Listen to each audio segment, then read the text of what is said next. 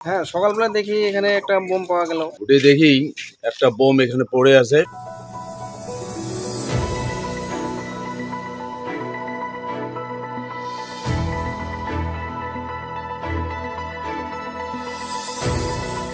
কোচবিহার জেলার নাটাবাড়ি ২ নম্বর গ্রাম পঞ্চায়েতের অন্তর্গত মান্তাপাড়া নেতাজি মোড় এলাকা থেকে বোমা উদ্ধারের ঘটনাকে ঘিরে ব্যাপক চাঞ্চল্য, পাশাপাশি ব্যবসায়ী ও স্থানীয়দের মধ্যে ছড়িয়েছে আতঙ্ক।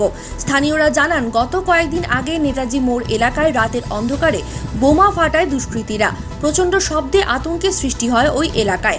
ফের শুক্রবার সকালে স্থানীয়রা নেতাজি মোড় এলাকার একটি দোকানের সামনে বোমাটিকে দেখতে পায়। খবর ছড়িয়ে পড়তেই ভিড় জমে যায় ওই এলাকায়। খবর পেয়ে ঘটনাস্থলে পুলিশ পৌঁছাতেই দ্রুত বোমাটিকে উদ্ধার করে নিয়ে আসা হয় থানায়। রাত পোহালেই পঞ্চায়েত নির্বাচন, তার আগে বোমা উদ্ধার। স্বভাবতই চাঞ্চল্যের পাশাপাশি আতঙ্কের তৈরি হয়েছে ওই এলাকায়। যার নাম মান্তাপাড়া চৌপতি নেতাজি মোড়। নাটাবাড়ি টু। হ্যাঁ, সকালবেলা দেখি এখানে একটা বোম পাওয়া গেল। তাই এখানে পুলিশকে ফোন করা হলো, ওনারা এসে বোমটা নিয়ে গেল। তারপরে প্রতিশ্রুতি দেয়নি, এখানে কিছু বলেনি আর কি।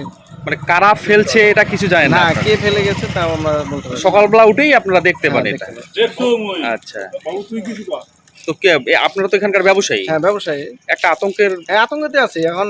হ্যাঁ। কিভাবে এখন থাকবো, এখন এটা একটা ভয়ের ব্যাপার। কি আর্জি জানাবেন প্রশাসনের কাছে? এখন প্রশাসন এখন এটা কি এখন দায়িত্ব নেবে, মানে এলাকায় যাতে শান্তি শৃঙ্খলা শান্তি শৃঙ্খলা বজায় থাকে, সেই জন্য আমরা এটা।